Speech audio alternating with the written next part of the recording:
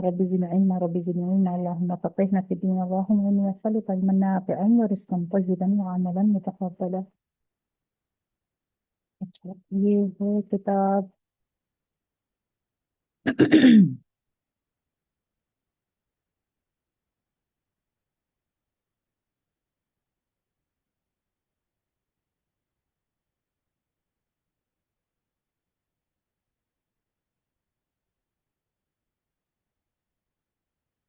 अच्छा, कुछ हम इंशाल्लाह दुआएं भी पढ़ेंगे, लेकिन मैं सोच रही थी कि दुआ इंशाल्लाह नेक्स्ट क्लास में फिर मैं निकाल कर रखूंगी। तो हम थोड़ी सी दुआएं हैं रमज़ान की जो अ, उसका अहतमाम शुरू के 10 दिन, दरमियान के 10 दिन, आखिरी के 10 दिन, तो हम इंशाल्लाह नेक्स्ट टाइम से नेक्स्ट वीक से वो वाली दुआएं इंशाल्लाह स्टार्ट कर लेंगे। याद करना ताकि जिन सिस्टर्स को याद नहीं है वो उसको याद कर लें। इसके अलावा कुछ रमज़ान की सलामती की दुआएं हैं, क्योंकि रमज़ान ऐसा बाबरकत महीना है कि नबी सल्लल्लाहु अलैहि वसल्लम के ज़माने में सहाबा इकराम 6 महीने रमज़ान आने से पहले दुआ फरमाते रहते थे कि या अल्लाह हमें रमज़ान तक पहुंचा देना, क्योंकि उनकी ख्वाहिश होती थी कि अगर हमारे कुछ भी ऐसे गुनाह बाकी हैं या हमारे जो भी अमाल में कमी है, रमज़ान अगर हमें मिल गया तो हम उसको रमज़ान का एक साथ एक घड़ी भी मिल जाना तो हम अल्लाह से अपनी बख्शिश की दुआ फरमा लें और हम जो है वो उसकी सातों को की जो बरकतें रहमतें हैं वो नसीब फरमा लें। और कहते हैं कि जब रमज़ान ख़त्म होता था उसके बाद के जो 6 महीने हैं वो सिर्फ यही दुआ मांगते थे कि या अल्लाह हमारा जो रमज़ान हमने गुजारा उसमें हमारी इबादतें, हमारी रियाजतें, जो कुछ भी हमने आपके लिए किया उसको कबूल फरमा लें। तो यहाँ पर ना ये चीज़ एक हमारे समझने की है कि हम समझते हैं हमने नमाज पढ़ लिया, कुरान पढ़ ली, सबका कर लिया, कोई नेक काम कर लिया, हज कर लिया, उम्रा कर लिया, कोई भी ऐसी चीज़ जो हम अदा करते हैं और हम दिल से बड़े मुतमईन हो जाते हैं कि वो कबूल भी हुआ होगा। तो हमें इस बात का बहुत ध्यान रखना है और बहुत इस बात की फिक्र करना है कि ज़रूरी नहीं है कि हमारा किया हुआ अमल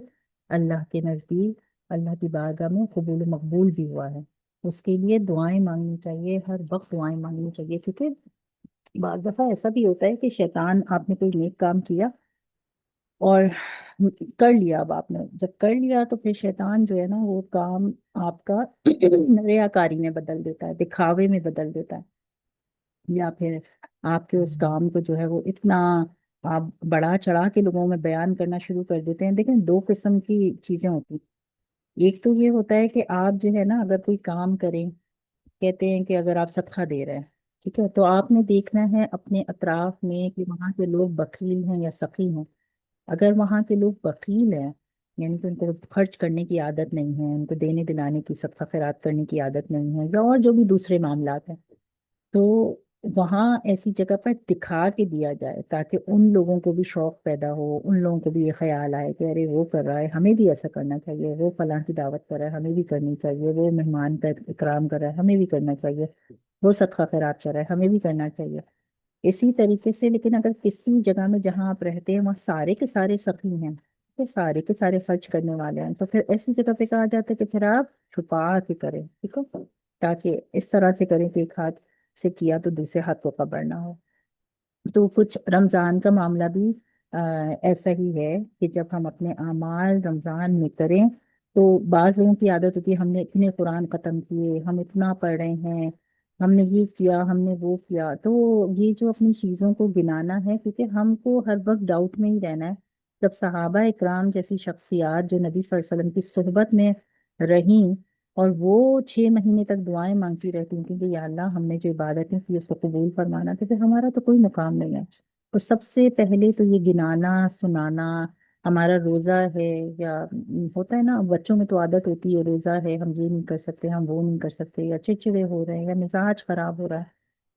तो इन चीज़ों का भी बहुत ध्यान रखना है कि रोज़ा हम अल्लाह की ज़ात के लिए रख रहे हैं, अल्लाह अल्लाह की रज़ा के लिए रख रहे हैं, तो हमें उसमें किसी को भी ऐसा जताना या सुनाना, या अगर हम जो भी इबादतें कर रहे हैं उनको बढ़ा चढ़ा के बताना कि इतने कुरान, अब अगर घर में बच्चे हैं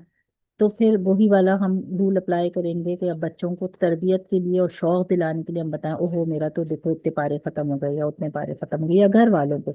لیکن ویسے ایک عام طور پہ جو ایک عادت ہوتی ہے نا سنانے کی اپنی عبادتوں کو یا اپنے نیک کاموں کو، تو اس سے بہت جو ہے وہ بچنا چاہیے، ٹھیک ہے انشاءاللہ۔ ایک حدیث میں ہے کہ اگر لوگوں کو معلوم ہو جائے کہ رمضان کیا چیز ہے تو میری امت یہ تمنا کرے کہ سارا سال ہی رمضان ہوتا ہے۔ رمضان کی برکتیں، رمضان کی ساعتیں اتنی زیادہ ہیں، اتنی زیادہ ہیں کہ اللہ سبحانہ و تعالی نے فرشتوں کو یہ کہا کہ فرشتوں نے جب پوچھا نا افطار کے ٹائم کہ اللہ سے کہ کیا اعمال لکھوں میں اس بندے کا جو اس نے پورا دن کا روزہ گزارا، تو فرشتے کو اللہ سبحانہ و تعالیٰ فرمائیں گے کہ اس کے اعمال کو رہنے دو، اس کا حساب میں خود لکھوں گا۔ تو اب اللہ نے فرشتوں کے بھی ذمہ نہیں ڈالا کہ وہ جو بندے نے اعمال کیا اس کا لکھنا، تو اتنی زیادہ برکتیں اور رحمتیں ہیں کہ ہم اتنے خوش نصیب ہیں، جیسے صحابہ اکرام 6 6 مہینے دعا کیا کرتے تھے نا رمضان کی، کہ ایک ساتھ ایک گھڑی مل جائے، اگر ہماری موت لکھی ہوئی بھی ہے نا تو ایسا نہ ہو کہ ہم رمضان آنے سے کچھ مہینوں پہلے یا کچھ گھنٹوں پہلے یا کچھ دن پہلے جو ہے وہ اس دنیا سے رخصت ہو جائیں، ایک گھڑی ایک ساتھ ہی ہمیں رمضان کی مل جائے، بے شک اس کے بعد پھر ہماری موت آ جائے کہ ہم اللہ سے گڑ گڑا کر اپنے بخشش کی دعائیں مانگ لیں۔ اور شخص سمجھتا ہے کہ سال بھر کے روزے رکھنے کا کارے مگر رمضان المبارک کے ثواب کے مقام میں جیسے وسلم نے ارشاد فرمایا ہے کہ یہ لوگ اس کی تمنا کرنے لگیں۔ ایک حدیث میں ارشاد ہے کہ رمضان المبارک کے روزے اور ہر مہینے میں 3 روزے رکھنا دل کی کھوٹ اور وساوس کو دور کرتا ہے۔ دیکھیں ایک حدیث میں آتا ہے کہ ایک تو رمضان المبارک کے روزے رکھنے والا، اور جو ایام بیز یا بیز ہوتے ہیں نا، جو 3 روزے ہوتے ہیں جو چاند کی بڑھتی ہوئی تاریخ سے گھٹتی ہوئی تاریخ کے درمیان میں جو رکھے جاتے ہیں، لائک 14 15، 13 14 15، ٹھیک ہے، جیسے چاند 14ویں کا چاند ہوتا ہے نا، اس سے ایک دن پہلے کا روزہ اور ایک دن بعد کا روزہ، یہ ایام 20 کے روزے کہلاتے ہیں۔ تو یہ روزے جو بھی رکھتا ہے ہر مہینے کے، یہ 3 روزے اور رمضان المبارک کے روزے، تو روزے رکھنا دل کی کھوٹ اور وساوس کو دور کرتا ہے۔ بعض دفعہ ہوتا ہے نا کسی انسان کو وسوسے بہت آتے ہیں، ایسا نہ ہو جائے، اگر مگر، اس کی زندگی میں بہت رہتا ہے اگر ایسا ہو گیا تو، اگر ویسا ہو گیا تو، دل میں گھبراہٹ ہو رہی ہے، ہر الٹی سیدھی سوچیں اس کے ذہن میں آ رہی ہے، ٹھیک ہے، وہ چیزوں کو بھی یہ روزے، کیونکہ اللہ کی طرف آپ کا جو دھیان ہے نا اس کو اتنا مضبوط بنا دیتے ہیں کہ آپ کا توکل اللہ پہ بڑھ جاتا ہے کہ نہیں، جو کچھ اچھا ہو رہا ہے اللہ کی وجہ سے ہو رہا ہے، جو کچھ برا ہو رہا ہے میرے اعمال کی وجہ سے ہو رہا ہے، اور مجھے اپنے اعمال کو ٹھیک کرنا ہے، ٹھیک ہے۔ تو یہ جو وساوس ہے نا اس کو بھی دور کرتا ہے، اور دل کا جو کھوٹ ہے نا، کہ دل کے کھوٹ سے مراد یہ ہوتا ہے کہ بعض لوگ ایسے ہوتے ہیں ان کی نا زبان پہ کچھ اور بات ہوتی ہے، ان کے دل اور دماغ میں کچھ اور بات ہوتی ہے، اور ان کو خود بھی بعض دفعہ محسوس نہیں ہوتا ہے، ایسی بات نہیں ہے کہ ان کو پتا ہوتا ہے کہ ان کے دماغ میں جو زبان سے وہ کہہ رہے ہیں وہ ان کے دل میں نہیں ہے۔ بعض دفعہ یہ بھی ایک قسم کی بیماری ہے دل کی کہ انسان کو پتہ ہی نہیں چلتا۔ انسان کو چاہیے کہ وہ پوچھے اپنے اپنے ملنے جلنے والوں میں سے، کیا میرے میرے قول اور فعل میں تضاد نظر آتا ہے، لائک وہ قول اور فعل کا تضاد کہلاتا ہے کہ کہہ کچھ اور ہیں، کر کچھ اور ہیں، دل میں کچھ اور رکھا ہوا ہے، زبان پہ کچھ اور ہے۔ اس کھوٹ سے بھی اللہ انسان کو دور فرما دیتا ہے، جو انسان رمضان المبارک کے روزے اور ایام 20 کے روزے کی جو ہے وہ کو رکھنے کا اگر کرتا ہے، کوشش کرتا ہے۔ آخر کوئی بات تو ہے کہ صحابہ اکرام رضی اللہ عنہ رمضان کے مہینے میں جہاد کے سفر میں باوجود نبی صلی اللہ علیہ وسلم کے بار بار افطار کی اجازت فرما دینے کے روزے کا اہتمام فرماتے تھے، حتیٰ کہ حضور صلی اللہ علیہ وسلم کو حکمن منع فرمانا پڑا۔ جب جہاد کے لیے جاتے تھے نا تو سفر ظاہر سی بات ہے، اب آج کے زمانے میں ہی گرمی،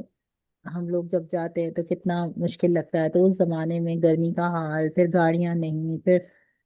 پہاڑی علاقے، صحرا، تو ظاہر سی بات ہے اتنا آسان تو نہیں تھا ان کے لیے روزے رکھنا، لیکن اس کے باوجود نبی صلی اللہ علیہ وسلم ان کو افطار کی اجازت، کیونکہ دیکھیں 2 صورتوں میں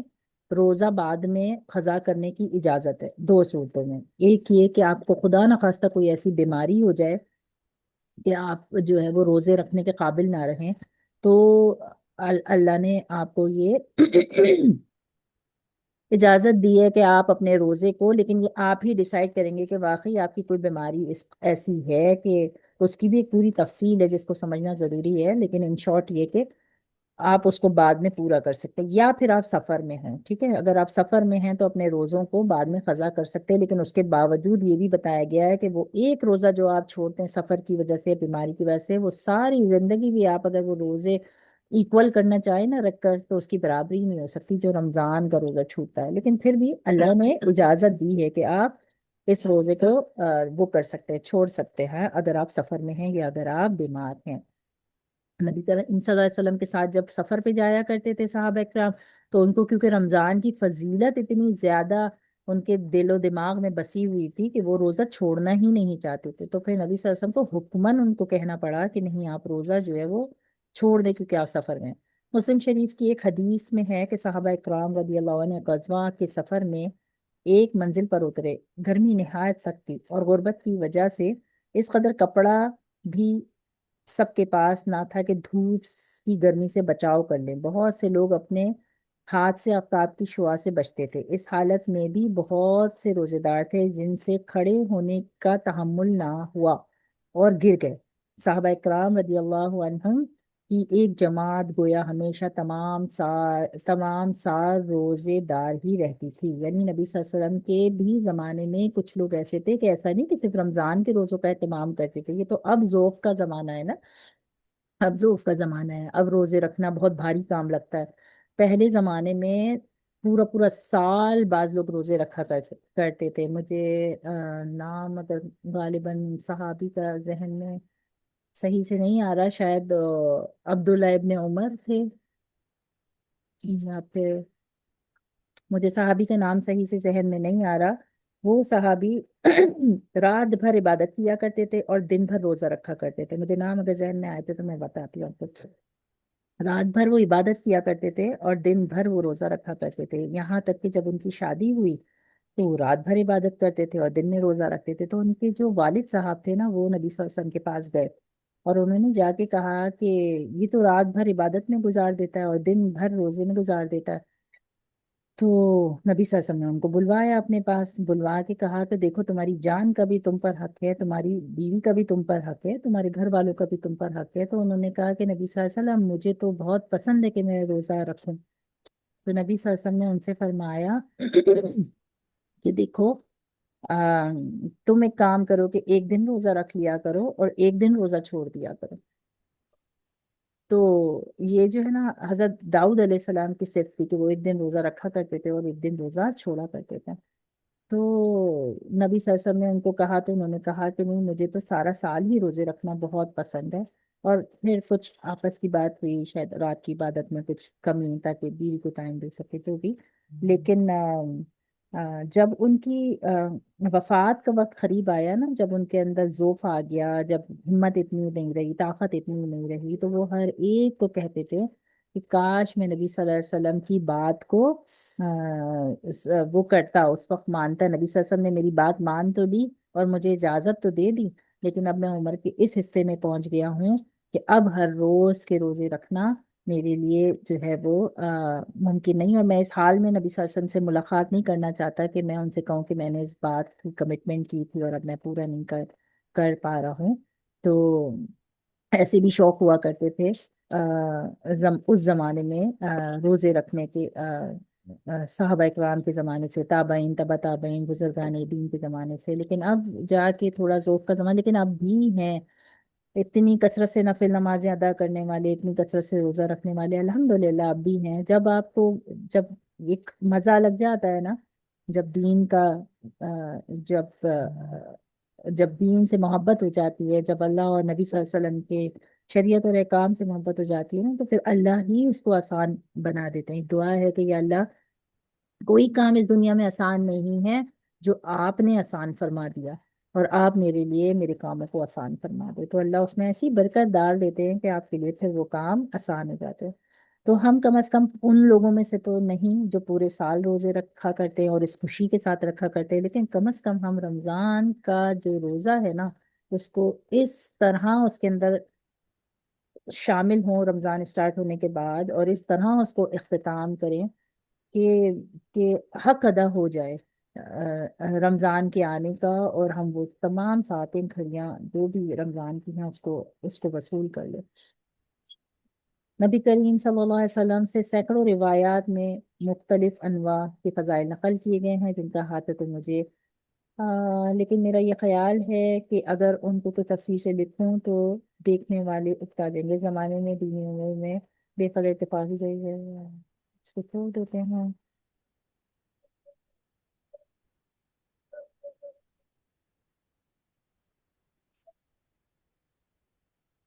علم و عمل دونوں میں جس قدر بے پرواہی دین کے بارے میں آج کل بڑھتی جا رہی ہے، ہر شخص اپنی حالت میں غور کرنے سے معلوم کر سکتا ہے. اس لیے کس احادیث پہ اتفاق کرتا ہوں اور ان کو 3 فصلوں پر منتقل کرتا ہوں. دیکھیں یہ جو ہے نا 3 فصلیں ہیں، ٹھیک ہے. 3 فصلوں کا مطلب 3 چیپٹرز ہیں، ٹھیک ہے.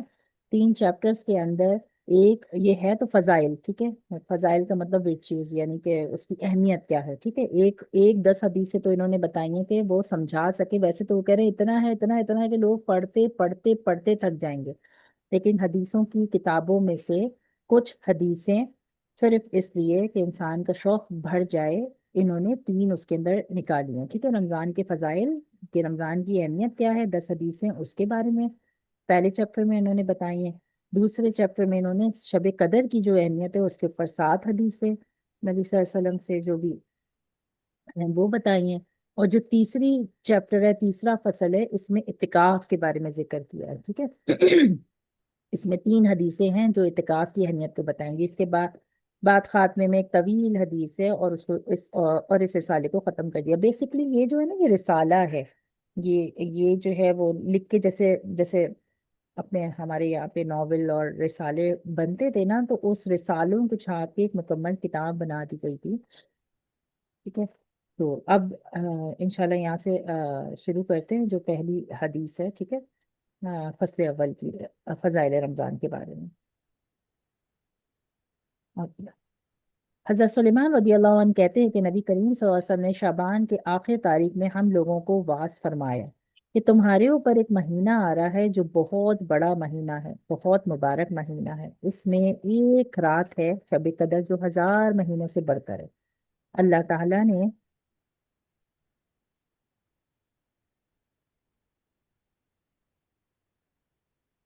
اللہ تعالیٰ نے اس روزے کو فرض فرمایا ہے اور اس کی رات کے قیام یعنی تراویح کو ثواب کی چیز بنایا ہے. جو شخص اس مہینے میں کسی نیکی کے ساتھ اللہ کا قرب حاصل کرے،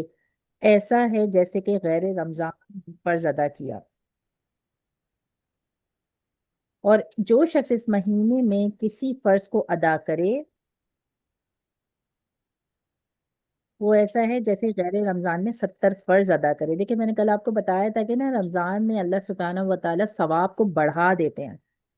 ثواب کو ایسا بڑھا دیتے ہیں کہ جو عام دنوں میں، غیر رمضان کا مطلب عام دنوں میں جو آپ نماز پڑھتے ہیں نا، وہ 70 نمازیں اگر آپ فرض کی ملائیں گے نا، 70 نمازیں، 70 نمازوں کا مطلب ہے دن کی 5 نمازیں ہوتی ہیں. تو آپ سوچنے کتنے دنوں کی نمازوں کو آپ ملائیں گے.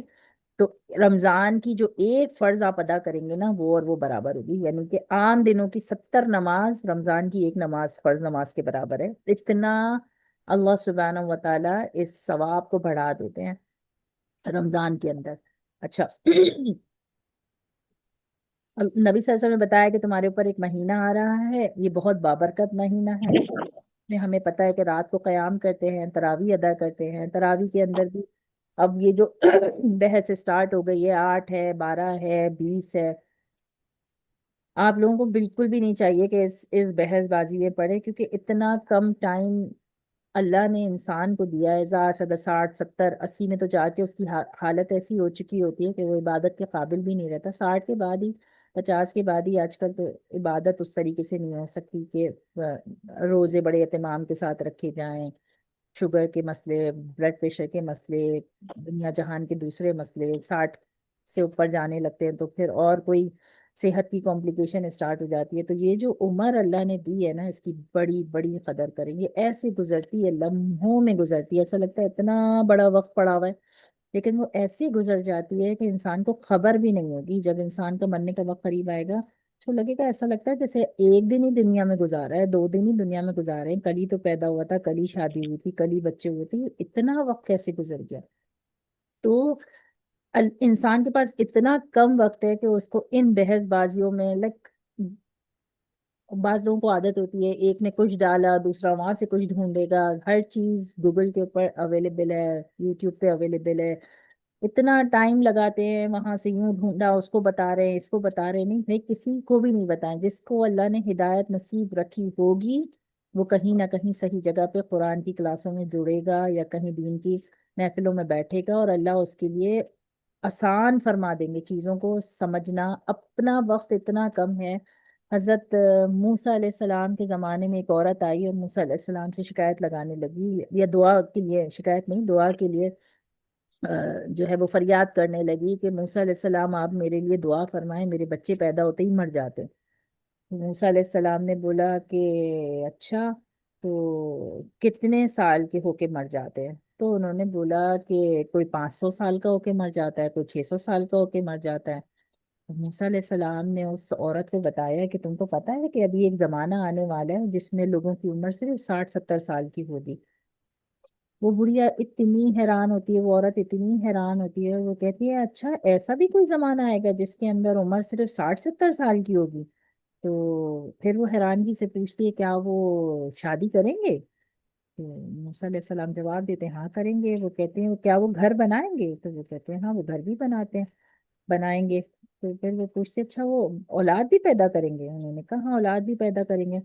تو وہ عورت پتہ ہے جواب میں کہتی ہے کہ اگر وہ زمانہ مجھے ملتا جس کے اندر میں 60 70 سال کی عمر پاتی تو میں تو پورے 60 70 سال ایک سجدے میں ہی گزار دیتی، کیونکہ سوچیں 60 600 700 800 سال میں وہ کہہ رہی بچہ میرا مر جاتا ہے تو کتنی عمریں ہوں گی نا، یا 200 سال میں مر جاتا ہے تو کتنی عمریں ہوں گی؟ تو وہ کہتی ہے 60 70 سال تو کوئی عمر ہی نہیں ہے، اگر مجھے مل جائے نا وہ زمانہ تو میں تو ایک سجدے میں وہ پورا زمانہ گزار دوں اور اللہ کی بارگاہ میں حاضر ہو جائے۔ تو اتنا مختصر ٹائم ہے، اگر انسان سوچے نا ہمارے پاس بہت مختصر ٹائم ہے، تو اس کو یہ تراویحوں کی بحث، یہ رمضان کی بحث، یہ قضا نمازوں کی بحث ہے نہیں ہے، اس کے اندر بالکل بھی برباد نہ کریں، اپنے اعمال کو بہتر سے بہتر بنائیں، اللہ سے دعا مانگیں یا اللہ آج کا جو دن ہے نا اس کے بعد اگلا جو دن آنا ہے نا وہ میرا کل سے زیادہ بہتر ہو، مجھے کل سے زیادہ فکر عطا کر اپنی یاد کی، اپنے رضا کو حاصل کرنے کی، اور ایک رمضان سے دوسرے رمضان اپنا محاسبہ ضرور کیا کریں کہ میں پچھلے رمضان ایسا تھا،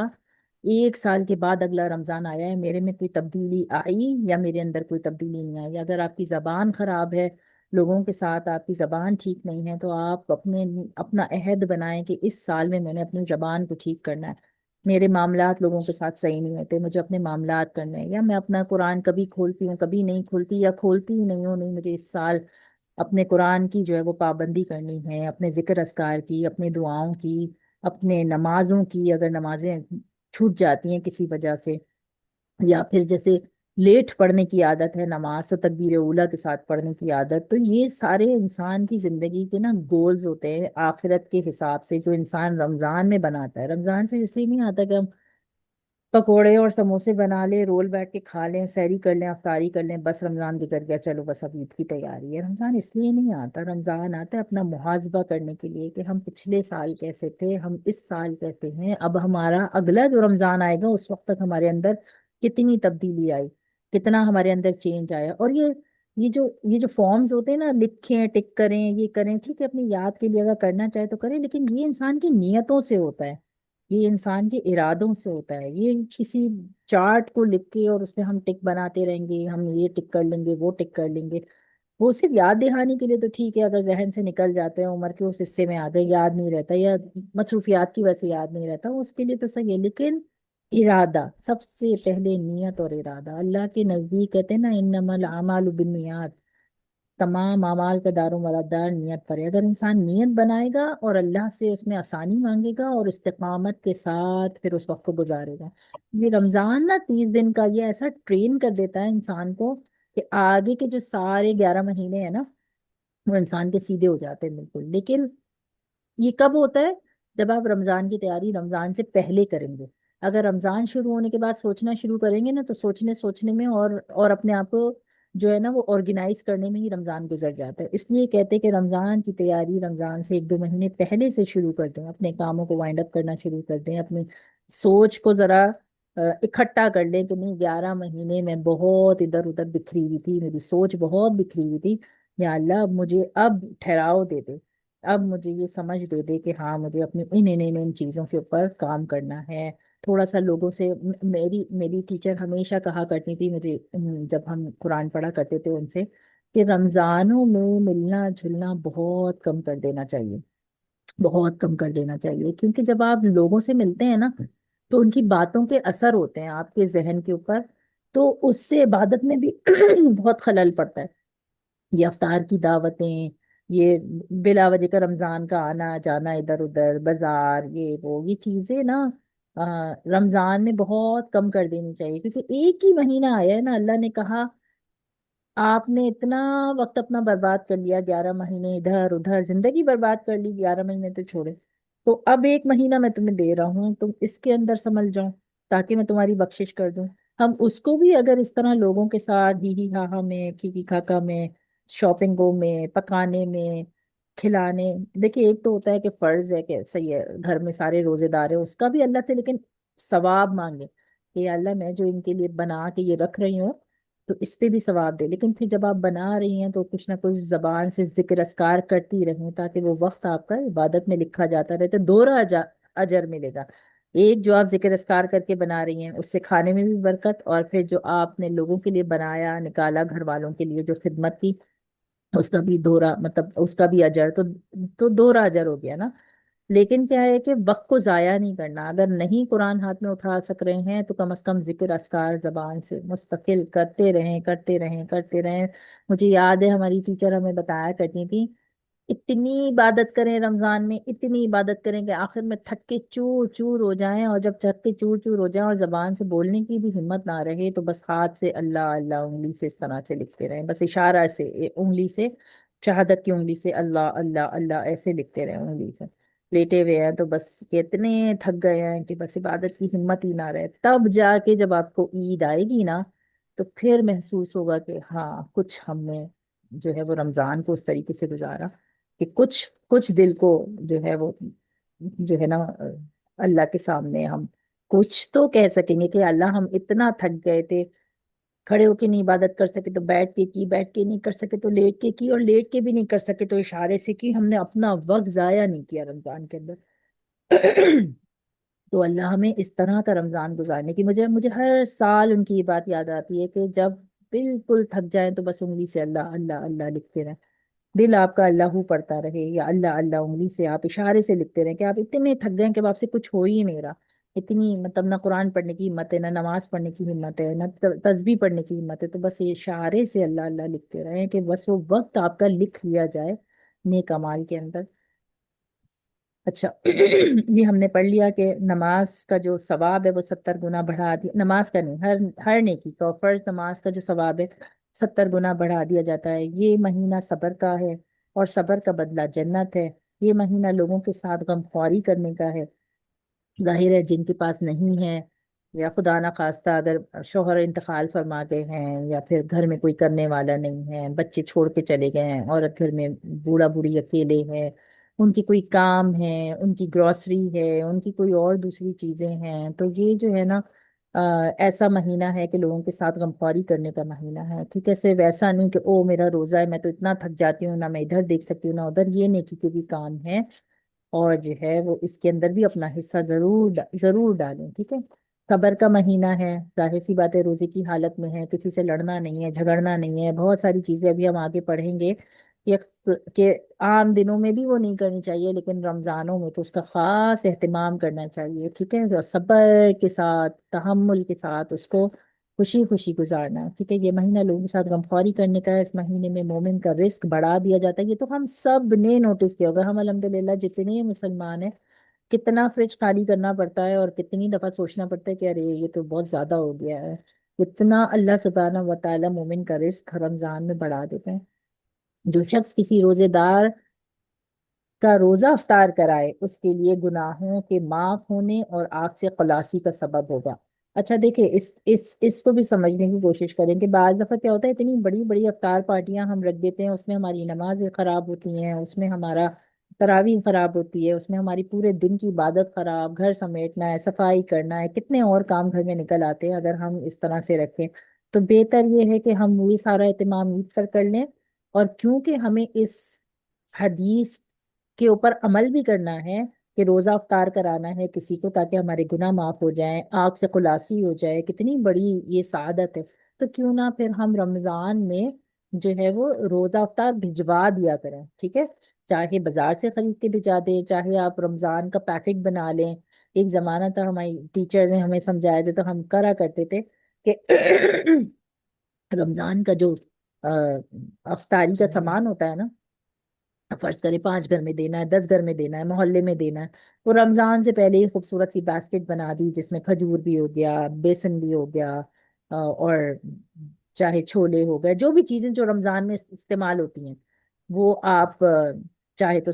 فروزن سموسے ہو گئے، جو ایسی چیزیں آپ کو لگتا ہے کہ رمضان میں استعمال ہونے والی ہے وہ رمضان سے پہلے ہی لوگوں کو دے دیں، رشتہ داروں کو دے دیں، اہتمام ایسا فرما دیں کہ پھر وہ آپ کی چیزیں رمضان میں، اگر آپ نے ایک روح افزا کی بوتل بھی دی ہے تو ظاہر ہے وہ روزانہ نکالیں گے نا، روزانہ افطار کے ٹائم پہ بنائیں گے، تو یہ بھی روزہ افطار کرانے جیسے برابر ہو گیا نا بالکل۔ تو اس سے آپ کی عبادات بھی ضائع نہیں ہوں گی اور آپ کا حصہ بھی پڑ جائے گا، اور ہر انسان اپنے حساب سے دیکھ لے کہ میں کتنا افورڈ کر سکتا ہوں، کہ میں ایک روزہ کی بوتل تو دے ہی سکتا ہوں، یا پھر میں ایک کھجور کا ڈبہ جو ہے وہ رمضان میں اپنے رشتہ داروں میں، اپنے ملنے جلنے والوں میں بانٹ دوں، سب کو نہ بانٹ سکوں تو 2 گھروں میں دے دوں، 3 میں دے دوں، جہاں آپ کو لگتا ہے کہ آسان ہے وہاں پہ دے دوں۔ اس سے کیا ہوتا ہے کہ وہ جب افطار کیا کریں گے تو آپ کا اس میں حصہ پڑ جائے گا، ٹھیک ہے؟ ہر روز افطار میں جب وہ اس کو استعمال کریں گے آپ کا حصہ پڑ جائے گا، ٹھیک ہے؟ اور روزے دار کے ثواب کی مانند اس کا ثواب ہوگا، اتنا ثواب ملتا ہے کہ جیسے ایک روزہ رکھنے والے کو جو ثواب ملتا ہے نا، روزہ افطار کرانے والے کو بھی اللہ سبحانہ و تعالیٰ اتنا ہی ثواب دیتے ہیں۔ لائک میں نے اگر کسی کو افطاری کروائی ہے تو مجھے اتنا ثواب ملے گا جتنا اس روزے دار کو مل رہا ہوگا، مگر اس روزے دار کے ثواب میں بھی کچھ کمی نہیں آئے گی۔ جس کو آپ نے افطار کرایا اس کا جو روزے کا ثواب ہے وہ بھی آپ کو ملے گا، اور اس کے روزے افطار میں کوئی کمی نہیں آئے گی۔ صحابہ کرام رضی اللہ عنہ نے عرض کیا، یا رسول اللہ، ہم میں سے ہر شخص تو اتنی توسیع نہیں رکھتا کہ روزے دار کو افطار کرائے۔ تو آپ صلی اللہ علیہ وسلم، کیونکہ اس زمانے میں تو بہت بعض صحابی تو بہت بہت بہت ابھی ہم نے پڑھا نا کہ اتنا کپڑا بھی نہیں تھا، دھوپ ایسے کر کے تھے، آنکھ سے چھپا رہے تھے۔ تو جب نبی صلی اللہ علیہ وسلم کو انہوں نے بتایا کہ ہمارے پاس تو اتنی وسعت نہیں ہے، اتنے پیسے نہیں ہے کہ ہم لوگوں کو روزہ افطار کرا سکیں، تو نبی صلی اللہ علیہ وسلم نے اتنا پیارا جواب دیا، انہوں نے نبی صلی اللہ علیہ وسلم نے فرمایا پیٹ بھر کھلانے پر موقوف نہیں ہے، ایسا نہیں کہ کسی کو جو روزے دار ہے تو اس کو تمہیں پیٹ بھر کھانا کھلانا ہے، نہیں نہیں، ایسا نہیں ہے۔ یہ ثواب تو اللہ سبحانہ و تعالیٰ نے ایک کھجور سے کوئی افطار کرا دے، یا اگر ایک گھونٹ پانی بھی کسی کو پلا دے، یا ایک گھونٹ لسی پلا دے، اس پر بھی مرمت فرما دیتے ہیں۔ یعنی کہ ایک کھجور جو انسان کھاتا ہے نا افطاری کا، جیسے میں نے آپ کو بولا اگر کھجور کے ڈبے بھیجوا دیں اور وہ لوگ جو ہے وہ ہر افطاری کے ٹائم وہ کھجور استعمال کر لے، وہ پورا کا پورا ثواب جو اس نے روزہ رکھا ہے نا پورا دن کا، وہ اللہ آپ کو عطا فرما دیں گے۔ یا ایک گھونٹ اگر آپ نے پانی پلا دیا، لسی پلا دی، کوئی جوس بنا کے دے دیا، کچھ بھی ضروری نہیں ہے کہ بلا کے پیٹ بھر کے ٹیبل پوری بھر کے سجا کے ہی کسی کو کھلائیں گے تو افطاری کا ثواب ملے گا۔ یہ ایسا مہینہ ہے کہ اس کا اول حصہ اللہ کی رحمت ہے، درمیانی حصہ مغفرت ہے، اور آخری حصہ آپ سے آزادی ہے۔ جب ہی ہم یہ 3 دعائیں پڑھتے ہیں کہ اول حصے کی رحمت کی دعا پڑھتے ہیں، پھر درمیانی حصے میں مغفرت کی دعا پڑھتے ہیں، اور آخری حصے میں آتی خلاصی کی دعا پڑھتے ہیں جو اللہم انک عفو کریم تحب العفو فاعف عنا یا کریم، جو آخری حصے میں پڑھتے ہیں۔ تو انشاءاللہ یہ جو 3 چیزیں ہیں نا، رحمت کی دعا، مغفرت کی، اور آگ سے خلاصی کی، یہ 3 دعائیں بہت ضروری دعائیں ہیں۔ دیکھیں اب آپ حدیث میں بھی پڑھ رہے ہیں کہ کتنی اہمیت ہے اس کی، تو یہ 3 دعاؤں کا بھی بہت زیادہ اہتمام کرنا ہے۔ ہر نماز کے بعد نہیں تو کم از کم دن میں ایک تسبیح صبح، ایک تسبیح شام پڑھ لی، یا ہر نماز کے بعد ایک تسبیح پڑھ لی، ٹھیک ہے؟ جیسے جو پہلا اشرا ہوتا ہے رب اغفر وارحم وانت خیر الراحمین، تو چھوٹی سی دعا ہے، بالکل یاد کرنے میں بہت آسان، ٹھیک ہے؟ اب آپ نے پوری ایک تسبیح جب آپ کو موقع ملا بیٹھے اور پڑھ لی، جب موقع ملا آپ نے بیٹھے اور پڑھ لی، ٹھیک ہے؟ جو شخص جو شخص اس مہینے میں ہلکا، اچھا اب یہ جو حکم ہے اس کے اندر نبی صلی اللہ علیہ وسلم نے بتایا کہ اگر کسی کے پاس کوئی ماسی آتی ہے، کوئی نوکر رکھا ہوا ہے، کسی سے کوئی کام کرواتے ہیں، بچے کسی جگہ پڑھنے جاتے ہیں، جن کو بھی آپ پیسے دے کے کوئی کام کروا رہے، ان کے اوپر سے بھی بوجھ کو تھوڑا کم کر دیں۔ الحمدللہ میں نے پاکستان میں تو ہم سب نے نوٹس کیا کہ کیونکہ مسلمان ملک ہے، ٹائمنگز کم کر دیے جاتے ہیں جاب کے، کہ اسی وجہ سے کیے جاتے ہیں کہ یہ نبی صلی اللہ علیہ وسلم کی طرف سے حدیث کا مفہوم، جس کی وجہ سے یہ ہوتا ہے جو شخص اس مہینے میں ہلکا کر دے اپنے غلام یا خادم کے بوجھ کو، حق تعالی شان اس کی مغفرت فرماتے ہیں۔ تو اپنے جو کام ہے نا وہ بڑھائے مت ماسی کے اوپر، اپنے جو کام ہے وہ دوسروں کی طرف، میرا روزہ ہے یہ تم کر لو، وہ تم کر لو، وہ تم کر لو، جتنا خود آگے بڑھ کے اس میں اپنا حصہ ڈال سکتے ہیں ڈالیں، عام دنوں میں نہیں ڈالتے تو کم از کم رمضان میں ڈالیں۔ بہت سی عورتیں شکایت کرتی ہیں کہ جو گھر کی بڑی بوڑھیاں ہوتی ہیں بس وہ قرآن لے کے بیٹھی ہوئی ہیں، عبادت کر رہی ہے، عبادت کر رہی ہیں، نہ کچن کے کاموں میں ہاتھ بٹا رہی ہیں، نہ بچے اگر تھوڑے بہت دیکھنے سنبھالنے ہیں ان میں ہاتھ بٹا رہی ہیں۔ تو دیکھیں ہر چیز میں نا اپنا حصہ ڈالیں تاکہ ان کا بوجھ کم ہو جائے، ٹھیک ہے، اور آپ حدیث کے اس حصے میں بھی شامل ہو جائیں انشاءاللہ۔ اور اللہ سے دعا مانگیں کہ یا اللہ یہ ٹائم قرآن پڑھنے میں تو نہیں جا رہا، لیکن اس کے بدلے میں میری بھی مغفرت فرما دے کہ میں ان کا بوجھ کم کر رہے ہیں، ٹھیک ہے، اور آگ سے آزادی فرماتے ہیں، اور چار چیزوں کی اس میں کثرت رکھا کرے، ٹھیک ہے۔ نبی صلی اللہ علیہ وسلم نے ہمیں کیا بتایا کہ چار چیزوں کی کثرت رکھنی ہے، ٹھیک ہے، کیا چار چیزوں کی کثرت رکھنی ہے؟ اچھا کوشش کریں کہ نوٹ بک اور ایک پینسل نہ لے کے بیٹھے، تاکہ جو کام کی چیزیں لگ رہی ہیں نا ان کو ایک جگہ پر لکھتے جائیں، تاکہ اب ابھی پڑھ لیں گے اور پورے 20-25 دن کے بعد رمضان آنے ہیں تو، یا ایک مہینے کے بعد رمضان آنے تو بہت سی چیزیں تو ذہن سے نکل جائیں گی، تو ایٹ لیسٹ آپ کے پاس لکھے ہوئے ہوں گے نا پوائنٹس، تو ایک نظر آپ ڈال لیں گے تو آپ کو چیزیں ریوائز ہو جائیں گی، ٹھیک ہے۔ چار چیزوں کی اس میں کرو جن میں سے دو چیزیں اللہ کی رضا کے واسطے، اور دو چیزیں ایسی ہیں جن سے تمہیں چارہ کار نہیں۔ پہلی دو چیزیں کیا ہیں؟ جن سے تم اپنے رب کو راضی کرو، یعنی کہ ایک تو رمضان میں اب انسان کنفیوز ہوتا ہے نا کیا پڑھیں، ٹھیک ہے، نماز بھی پڑھ لی، قرآن بھی پڑھ لیا، اب کیا پڑھیں؟ اب سارا دن تو قرآن کی تلاوت نہیں کر سکتے،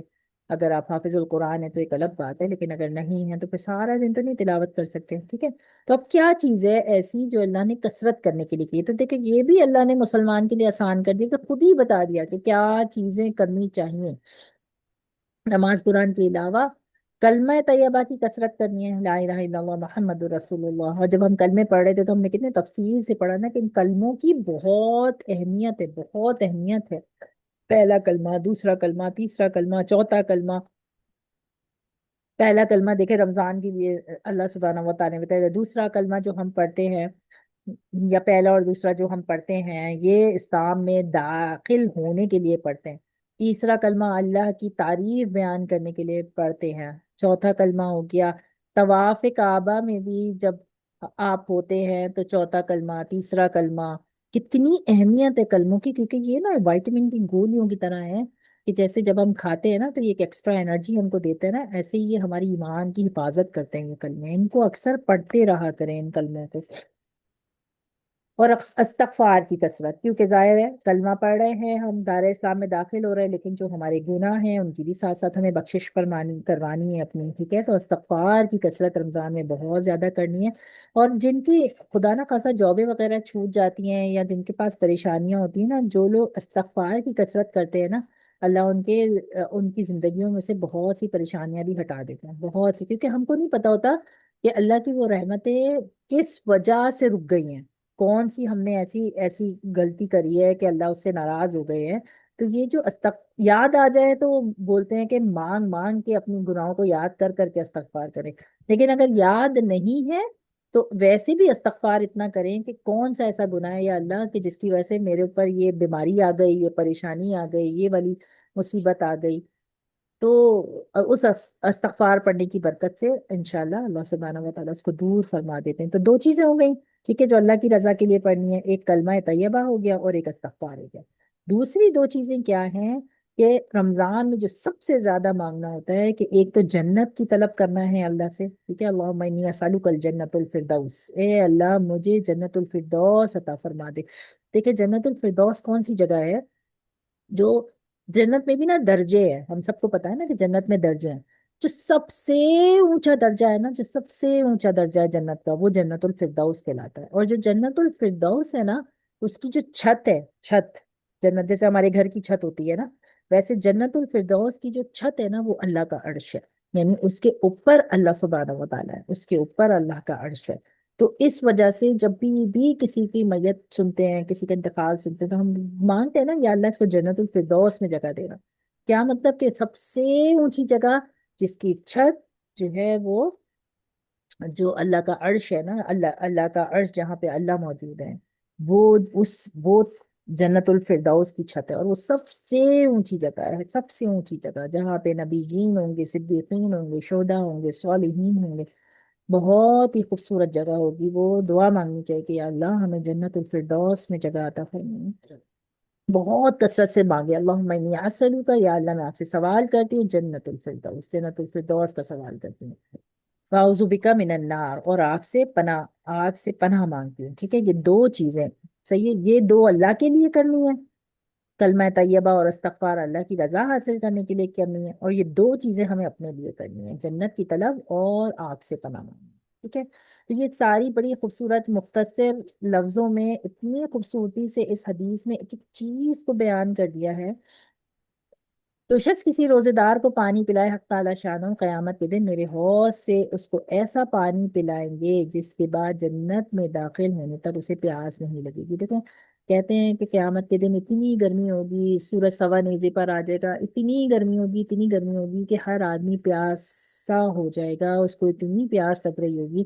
تو بڑے خوش نصیب ہوں گے وہ لوگ جن کو نبی صلی اللہ علیہ وسلم حوض کوثر سے پانی پلائیں گے، اور اس میں سے بھی مزید جو خوش نصیب ہوں گے وہ جن کو نبی صلی اللہ علیہ وسلم اپنے ہاتھ سے پانی پلائیں گے حوض کوثر سے، اور اس پانی کی تاثیر یہ ہوگی کہ وہ جو گرمی کی وجہ سے ان کو شدت سے پیاس لگ رہی تھی نا، وہ پیاس ان کی بجھ جائے گی، جنت میں داخل ہونے تک ان کو پیاس نہیں لگے گی۔ اتنی ضروری چیز ہے یہ جو، ہاں، حوض کوثر سے پانی پینا ہے، نبی صلی اللہ علیہ وسلم کے ہاتھ سے پانی پینا ہے، اس کو اپنی دعاؤں میں شامل رکھیے گا رمضان کے اندر کہ یا اللہ ہمیں ان لوگوں میں سے شامل فرما دے۔ اور کہتے ہیں کچھ لوگ آئیں گے اور نبی صلی اللہ علیہ وسلم سے جو ہے وہ پانی کی درخواست کریں گے، اور نبی صلی اللہ علیہ وسلم ایسے ان کی طرف پیالہ بڑھائیں گے پانی دینے کے لیے، اور فرشتے ان کو مار مار کے بھگائیں گے اور مار مار کے وہاں سے ہٹائیں گے، تو نبی صلی اللہ علیہ وسلم کہیں گے یہ تو میرا امتی ہے، تو وہ کہیں گے کہ نہیں، اس کے اعمال ایسے تھے کہ جو ہے وہ، ان کو ظاہر ہے فرشتوں کو جو اللہ نے حکم دیا ہوگا اور وہ اعمال کے حساب سے کہ وہ مسلمان تو ہوں گے، کلمہ تو پڑھے ہوں گے، لیکن حوض کوثر کا پانی نصیب نہیں ہوتا ان کو۔ تو بہت اپنے اعمال کی نا بڑا سنبھال کے چلنا ہے اپنے اعمال کو، کہ ہم زندگی بھر یہ سوچ کے چلتے رہیں کہ سب کچھ ہمارا جو ہے وہ بہت ہی قبول و مقبول ہے، اور وہاں پہنچے تو پتہ چلا نہ حوض کوثر نصیب ہوا، نہ شفاعت نصیب ہوئی، نہ جو ہے وہ مغفرت نصیب ہوئی، تو یہ بہت بڑی ناکامی ہے انسان کی۔ تو انسان جب رمضان آ رہا ہے نا، گڑ گڑا گڑ گڑا کے پہلی رات جو آئی ہے اس سے جو شروع کرے تو آخری رمضان کی آخری آخری آخری جو ساعتیں ہیں نا، اس وقت تک یہ سب چیزیں اپنے ذہن میں اچھے سے بٹھا کے اور اللہ سے مانگے۔ لیکن اول تو فضائل میں اس قدر کلام، اب میں اس میں سے دیکھتی ہوں کہ اس حدیث سے چند امور معلوم ہوتے ہیں۔ اول، نبی کریم صلی اللہ علیہ وسلم کا اہتمام کہ شعبان کی آخری تاریخ میں خاص طور سے ایک واعظ فرمایا اور لوگوں کو تنبیہ فرمائی تاکہ رمضان المبارک کا ایک سیکنڈ بھی غفلت میں نہ گزرے، اور پھر اس واعظ میں تمام مہینے کی فضیلت بیان کرنے کے بعد دیکھیں یہ جو ہے نا، نبی صلی اللہ علیہ وسلم نے لوگوں کو جمع کر کے شعبان کی آخری تاریخوں میں واعظ کیا تھا،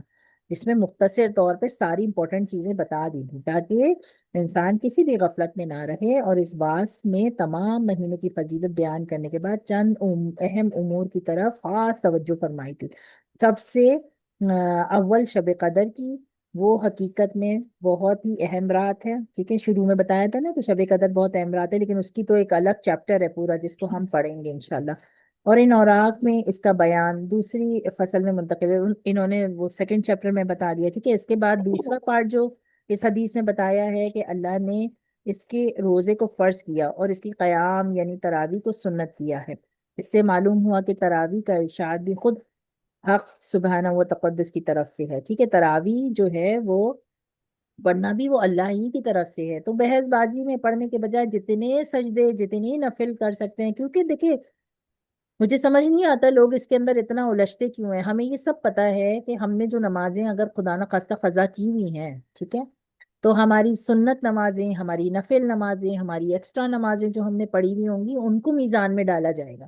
ٹھیک ہے. اور اس سے اللہ سبحانہ و تعالیٰ دیکھیں گے کہ شاید اس کی کہیں کسر پوری ہو جائے، جو نمازیں اس نے چھوڑی ہوئی ہے تو وہ برابر ہو جائیں. تو ہمیں تو کم از کم یہ تراویح بہت خشوع و خضوع سے پڑھنی چاہیے اور اللہ سے دعا کر کے پڑھنی چاہیے کہ یہ ہمارے جو فرض نمازیں، کون کھڑا ہوتا ہے اپنی قضا نمازوں کی اتنی اہتمام کرنے کے لیے، اللہ یہ کہ بہت تھوڑے سے لوگ جن سے سننے کو ملتا ہے کہ ہم اپنی قضا نمازیں جو ہے وہ پوری کرنے کی کوشش کر رہے ہیں. پتہ نہیں کتنی غفلت میں گزرا ٹائم اور کتنی نمازیں ہماری چھوٹی ہوئی ہوں گی. تو ہمارے ہاتھ میں جو چیزیں ہیں کم از کم وہ پڑھ کے تو ہم اس کو آگے بڑھتے جائیں، تاکہ اور نیت رکھیں کہ یا اللہ میں موقع دے دے کہ ہم اپنے مرنے سے پہلے اپنے یہ جو واجبات ہیں نا سارے فرائض کے، چاہے روزے کی شکل میں ہو، چاہے نماز کی شکل میں ہو، چاہے جو ہے وہ زکوٰۃ کی شکل میں ہو، ہم یہ سب ادا کرتے ہوئے اپنے فرائض کو ادا کرتے ہوئے اس دنیا سے رخصت ہو. لیکن کم از کم زکوٰۃ میں تو پیسے ہی سے ہی ادا کرنا ہے. ٹھیک ہے. اگر کسی کی کوئی کمی کوتاہی ہوئی ہے، کسی نے نہیں یاد رکھا ہوا ہے کہ سالوں میں اپنی زکوٰۃ نکالی تھی، اپنے سونے کی نہیں نکالی تھی، یا اپنا جو بھی زیور ہے یا جو سال بھر کا پیسہ رکھا ہوتا ہے، اس کی بھی ایک الگ تفصیل ہے، انشاءاللہ پڑھیں گے. لیکن اللہ سے استغفار کر کے اس کو دینے کی کوئی اللہ سے جو ہے وہ اس رمضان میں سبب انسان سوچے کہ ہاں یہ تو فرائض میں سے تھا، اور اگر میرے پاس تھا اتنا سونا یا اتنا کیش میں نے کہیں چھپا کے رکھا تھا، کیا میں نے اس پہ 2.5% اپنی زکوٰۃ نکالی؟ نہیں نکالی. نہیں نکالی تو آپ پچھلی پوری تھوڑی تھوڑی کر کے نکالتے چلے جائیں، اس طرح سے ادا کر دیں. روزے جو ہیں آپ کی جو قضا نمازیں جو ہیں، ٹھیک ہے، تو اب نمازوں میں تو اللہ نے کتنی آسانی فرما دی نا کہ یہ تراویح کی نمازیں، یہ نفل نمازیں، یہ سنت نمازیں، یہ سب اللہ اعمال میں ڈالتے جائیں گے اور ترازو میں وزن کرتے جائیں گے کہ شاید اس کی نمازیں پوری ہو جائیں جو اس نے چھوڑی ہوئی ہیں. نبی کریم صلی اللہ علیہ وسلم کو اس کی طرف کہ میں نے سنت کیا، اس سے مراد تاکید ہے. حضور اکرم صلی اللہ علیہ وسلم اس کی تاکید بہت فرماتے تھے، اس وجہ سے سب ائمہ اس کے سنت ہونے پر متفق ہیں. قرآن میں لکھا ہے کہ مسلمانوں میں سے روافض کے سوا کوئی شخص اس کا منکر نہیں، یعنی کہ تراویح کا. ٹھیک ہے. اب جو اختلاف آج کل سننے کو ملتا ہے وہ 8 تراویح 20 تراویح ہے، یہ آپ کے اوپر ہے. اگر آپ 8 پڑھ بھی رہے نا تو اس سے پڑھیں گے یا اللہ میں تھک گیا اس لیے میں آج 8 پڑھ رہا ہوں یا آج میں 12 پڑھ رہا ہوں. لیکن اس سے کہ نہیں پڑھنی ہی اتنی ہوتی ہیں، اس کے لیے تو پھر دین کا علم سیکھنا پڑے گا انسان کو. اور اس بحث میں نہ پڑے تو بہتر ہے. اگر تراویح چھوڑ دیں تو اس کے چھوڑنے پر امام ان کا مقابلہ وہ یہ کہ بہت سے لوگوں کو خیال ہوتا ہے کہ جلدی سے کسی مسجد میں 8 10 دن کا کلام مجید سن لیں پھر چھٹی. یہ خیال رکھنے کی بات ہے. اچھا دیکھیں یہ بھی ایک چیز ہے اور یہ پاکستان میں بہت زیادہ ہوتی ہے، یہاں پر تو نہیں ہے اس طرح سے. کہ دیکھیں یہ جو 3 روزہ تراویح، 7 روزہ تراویح، 10 روزہ تراویح، 15 روزہ تراویح، دیکھیں تراویح پڑھنا ایک الگ سنت ہے. ٹھیک ہے. اور تراویح کے اندر پورا قرآن سننا ایک سنت ہے. یہ دو الگ الگ سنتیں ہیں. ٹھیک ہے. یہ بات یاد رکھیں کہ یہ دو الگ الگ سنتیں ہیں. جب ہم 3 روزہ، 5 روزہ، 7 روزہ، 10 روزہ تراویح جب سنتے ہیں نا تو ہم ایک سنت ادا کر دیتے ہیں کہ ہم نے ایک پورا قرآن سن لیا. ٹھیک ہے. رمضان میں ایک پورا قرآن سن لیا. لیکن یہ جو تراویح پڑھنے کی سنت ہے نا کہ ہر روز تراویح پڑھنی ہے، چاند نکلنے سے اگلا چاند نکلنے تک، عید کا چاند نکلنے تک، یہ ایک الگ سنت ہے اور وہ سنت چھوٹ جاتی ہے. ٹھیک ہے. تو اگر کوئی 5 روزہ، 7 روزہ، 10 روزہ تراویح میں جاتا ہے تو اس کو بتائیں کہ تمہارا ایک سنت تو تم پوری کر رہے ہو، لیکن اب اس کا یہ مطلب نہیں کہ 10 تراویح پڑھنے کے بعد چھوڑ دو. تراویح تو پڑھنی ہی پڑھنی ہے. تو پھر اس کا اہتمام ضرور رکھو، ورنہ ایک سنت ادا ہو جائے گی اور ایک سنت چھوٹ جائے گی. تمام کلام اللہ شریف کا تراویح میں پڑھنا یا سننا یہ ایک مستقل سنت ہے، یعنی قرآن کا سننا ایک سنت ہے اور پورے رمضان شریف کی تراویح بھی ایک الگ سنت ہے. ٹھیک ہے. بس اس صورت میں ایک سنت پر عمل ہو جائے گا اور دوسری رہ جائے گی. اگر کوئی 7 یا 10 روزہ تراویح پڑھ کے پھر سوچتا ہے کہ اب میری 10 روزہ ہو گئی ہے، اب چلو 20 روزہ مجھے نہیں جاب پہ جانا ہے تو میں تراویح نہیں پڑھ رہا یا جو بھی، تو یہ ایک سنت انسان کی چھوٹ جاتی ہے. ٹھیک ہے. البتہ جن لوگوں کو رمضان المبارک میں سفر وغیرہ یا کسی اور وجہ سے ایک جگہ تراویح پڑھنی مشکل ہو، ان کے لیے مناسب ہے کہ اول قرآن چند روز میں سن لیں اگر ان کو سفر کرنا ہے، ٹھیک ہے، اب سفر کرنا ہے تو سفر میں وہ چاہیں تو ایک سنت میری چھوٹ جائے گی میرے، میں اگر ہر روزہ ایک قرآن پڑھتے ہیں نا تراوی میں، تو اب 15ویں روزے کو مجھے سفر پہ جانا ہے، 2 3 دن میرے سفر میں گزریں گے، تو پھر وہ 15 روزہ تراوی پڑھ کے سفر پہ نکلے، تاکہ جب موقع ملے تو کم از کم اپنی تراوی الگ سے بھی وہ پڑھ کے اپنی کم از کم اس سنت کو پورا کر سکتا ہے، ٹھیک ہے۔ پھر اس کے اندر جو تفصیل تھی جو ہم نے پڑھی کہ ایک جو فرض ہے وہ 70 فرائض کے برابر ہے، ٹھیک ہے، یہ ہم نے پڑھا۔ اور اس کے علاوہ فرائض میں تو ہمارے اہتمام کی یہ حالت ہے کہ سحر کھانے کے بعد جو سوتے ہیں تو اکثر صبح کی نماز قضا ہو جاتی ہے، اور کم از کم جماعت تو اکثروں کی فوت ہو جاتی ہے۔ گویا سحر کھانے کا شکریہ ادا کیا اللہ کو، اللہ کے سب سے زیادہ مقدم بادشاہ فرض کو بالکل قضا کر دیا، یا کم از کم ناقص کر دیا۔ دیکھیں، پوری رات جاگے جاگے جاگے جاگے جاگے کہ سحری کرنی ہے سحری کرنی ہے، اور یہ پاکستان میں بہت زیادہ ہوتا ہے کہ سحری کرنی ہے سحری کرنی ہے، پوری رات جاگے سحری کی، اور اب سحری کر کے کوئی ادھر سو گیا کوئی ادھر سو گیا، اب ہلا رہے جلا رہے، فرض کی نماز جاری ہے، صبح کی نماز جاری ہے، یا اٹھے تو اتنی نیندوں میں اٹھے کہ بس جیسے تیسے کر کے بس وہ نماز جو ہے وہ ادا کی، اور جو ہے وہ ناقص قسم کی نماز ادا کر دی، ٹھیک ہے، تو اس سے بھی بہت بچنا چاہیے۔ اور یا پھر گھر میں نماز ادا کر لی، تو مردوں کو خاص طور پر تاکید کرنی چاہیے کہ نماز جو ہے وہ جماعت کے ساتھ تکبیر اولیٰ کے ساتھ جا کے رمضان میں ادا کرے، اتنا نہ جاگے رات بھر کہ آپ کی وہ صبح کی جو نماز ہے وہ خراب ہو جائے۔ سحری تو ہو جائے، سحری کھانا سنت ہے، نماز پڑھنا فرض ہے، تو اب یہ ذہن میں رکھنا ہے کہ نہیں، ہمیں سنت کے پیچھے اپنی فرض خراب نہیں کرنی، پہلے فرض کو دیکھنا ہے، ٹھیک ہے۔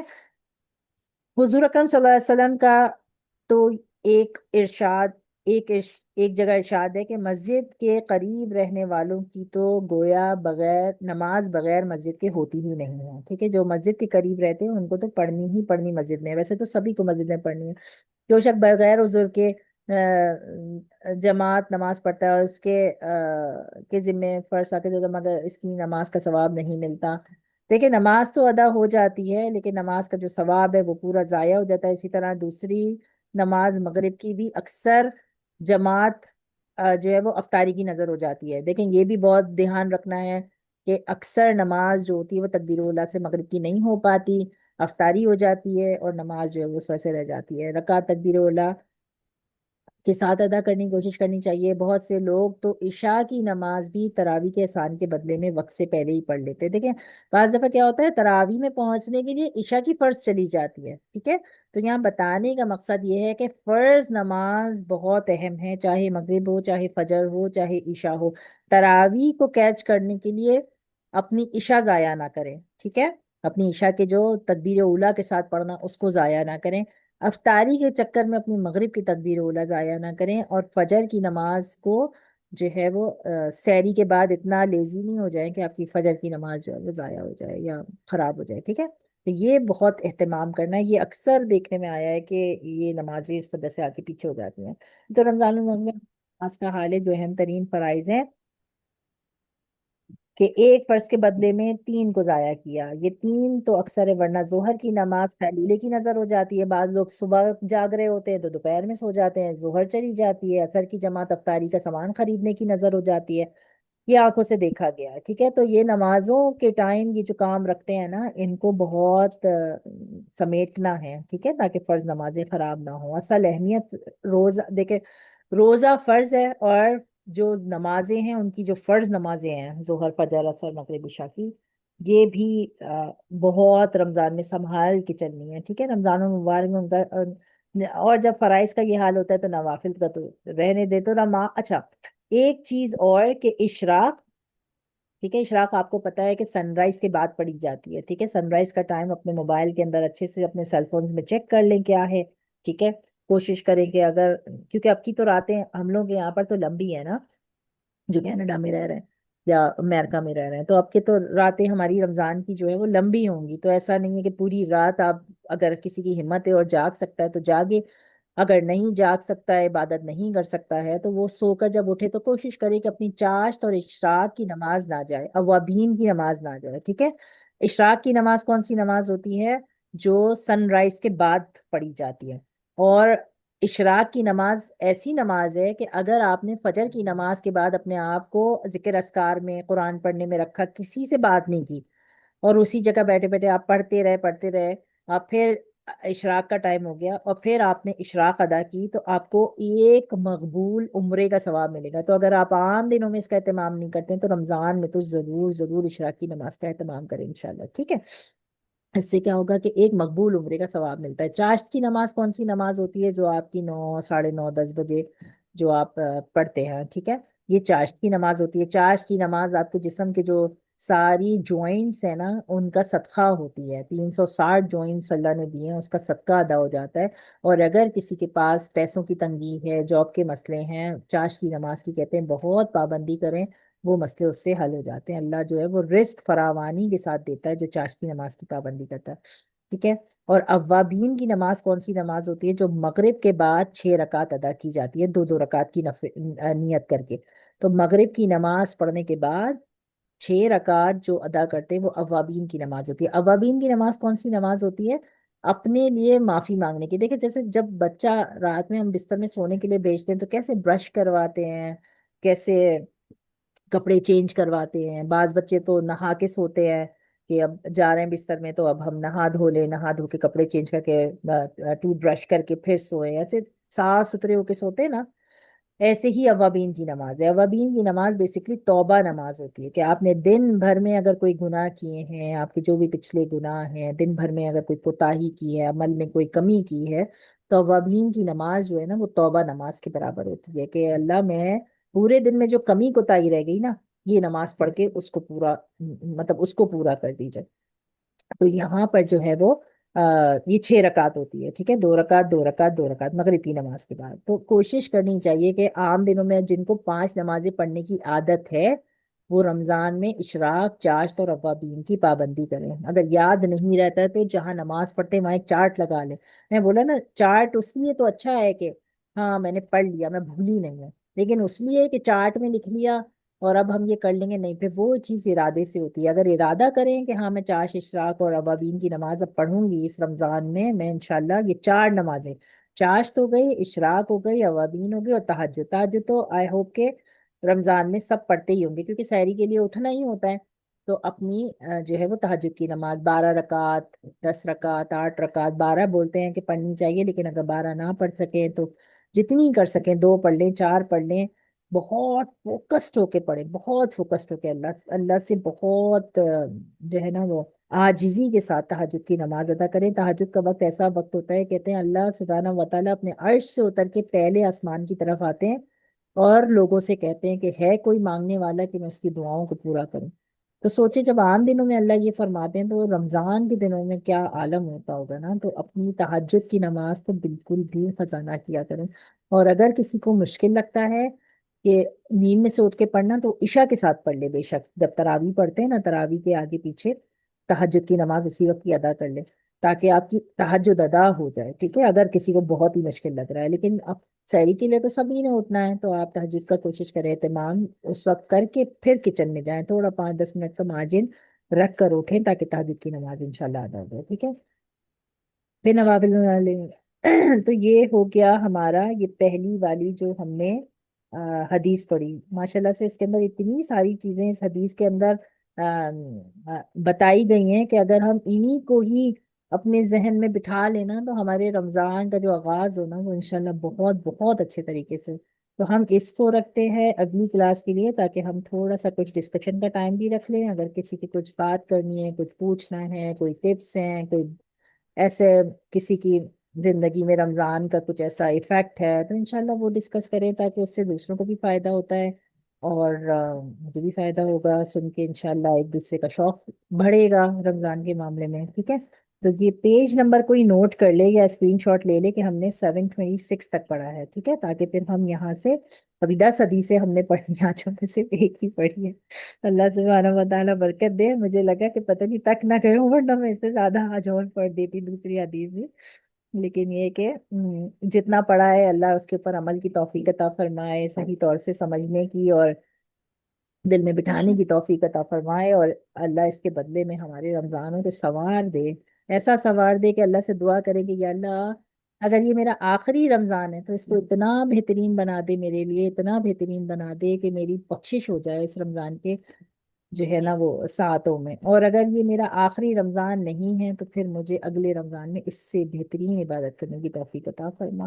اور پورا سال مجھے اچھے طریقے سے گزارنے کی توفیق عطا فرما انشاءاللہ. چلیں اب دیکھنے دیں پہلے تو کون کون ہے کلاس کرنے میں. فوزیہ، مجھے برداشت کرنا دیں گا. ٹھیک ہے. مائک لیں گے، تھوڑا سا کچھ بتائیں گے اپنے رمضان کے بارے میں، اپنے چیزوں کو رمضان میں کیا، جو بھی کچھ بھی، تاکہ اس سے کچھ دوسروں کو فائدہ ہو، کچھ ہمیں فائدہ ہو انشاءاللہ. انیلا سے شروع کریں. انیلا. السلام علیکم ورحمۃ اللہ وبرکاتہ.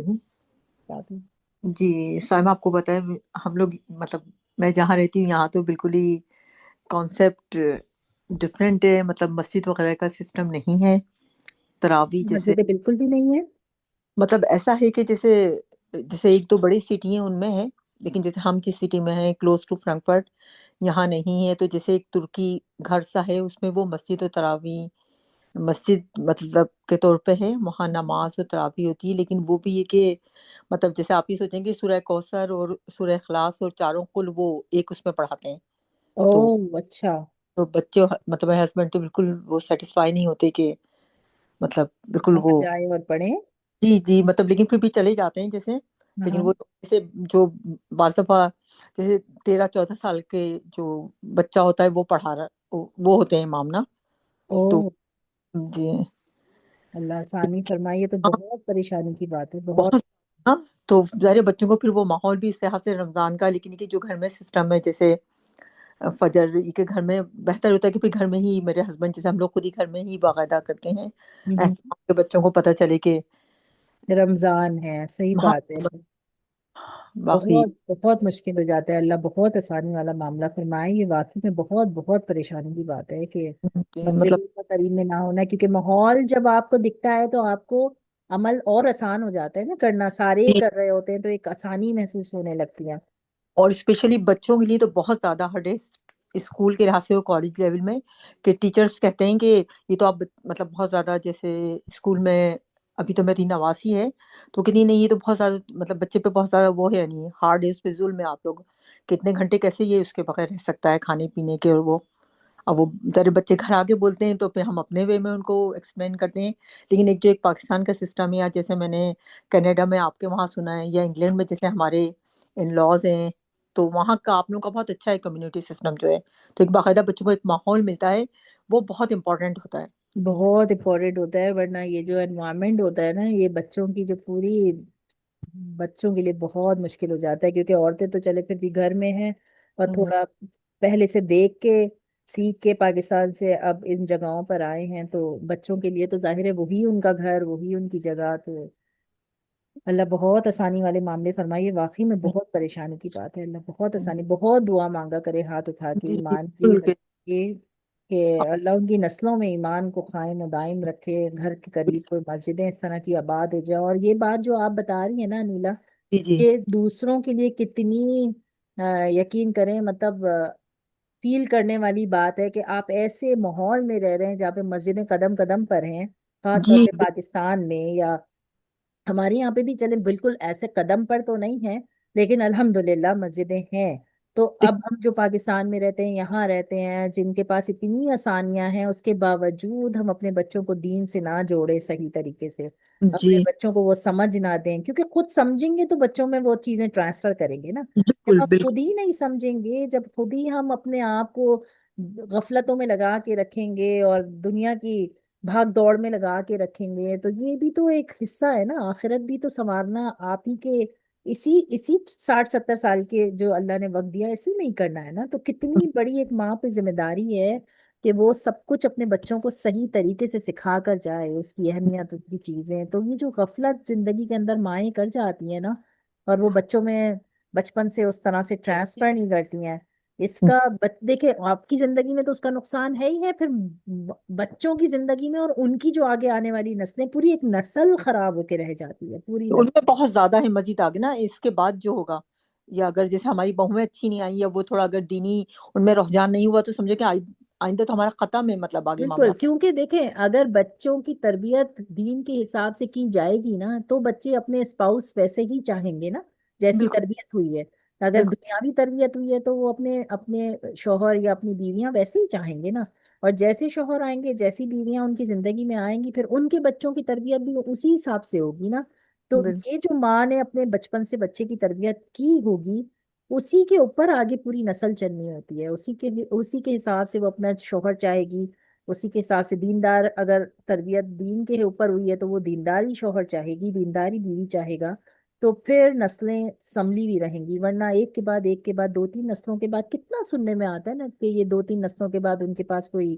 دین پہ باقی نہیں رہا ایمان پہ باقی نہیں رہا. کیوں؟ کیونکہ اہمیت کو سمجھا نہیں. جس جی وقت دین کی اہمیت کو سمجھنا تھا اس وقت سمجھا نہیں. اور یہ سب جو آپ بتا رہی ہیں نا یہ ہمارے لیے اور خاص طور پہ جو پاکستان میں رہتے ہیں ان کے لیے یہ بہت بڑی مطلب اتنی بڑی نعمت ہے مسجدوں کا ہونا ماحول کا ہونا رمضان میں سب کا روزے رکھنا. جیسے آپ بتا رہی ہیں کہ گھر میں نماز پڑھ لیتے ہیں جی گھر میں ہی بچوں کو سکھا رہے ہیں. باہر کا ماحول میں کچھ نہیں اسکول جا رہے ہیں تو وہ نان مسلم بچوں کو دیکھ رہے ہیں ان میں اٹھ رہے ہیں بیٹھ رہے ہیں. تو کتنا ہمیں اللہ کا شکر ادا کرنا چاہیے کہ اللہ نے ایسے ماحول میں رکھا ہوا ہے کہ جہاں پر دین پہ چلنا آسان بنایا ہوا ہے آسان بنایا ہوا ہے بہت. جی پاکستان میں تو اتنا اچھا لگتا ہے رمضان میں. جیسے ایک آدھ ہفتے 1.5-2 سال پہلے میں رمضان میں تھی تو ہوں ایک دم مغرب کے اتنا عجیب سا مطلب جب میں فرسٹ ٹائم عمرے پہ گئی تھی میرا چھوٹا بیٹا 2.5-3 سال کا تھا. وہ تو جب مسجد نبوی میں اذان ہوئی تو وہ ڈر کے رونے لگا بری طرح نا آواز سن کے. مطلب اس سے آپ اندازہ لگائیں کہ مطلب یہاں کیا افسوس اور تکلیف کی بات ہے یہ. کتنی لیکن پاکستان افسوس میں اور اتنا تکلیف کی اچھا لگتا ہے اتنا خوبصورت لگتا ہے. ایک ساتھ مطلب 15-20 منٹ تک اذان کی آوازیں آتی رہتی ہیں. بالکل ایک ایسے ڈفرینٹ ہی وہ ہوتا ہے مطلب نا بالکل ایک ایمان انسان کا تازہ ہو جاتا ہے. اچھا ہم لوگوں کے یہاں پر کینیڈا میں یا امریکہ میں اذانوں کی آوازیں تو مسجد سے اسپیکر پہ الاؤڈ نہیں ہے لیکن فیلنگ. الحمدللہ کم از کم یہ ہے کہ مسجدیں ہیں اور مسئلہ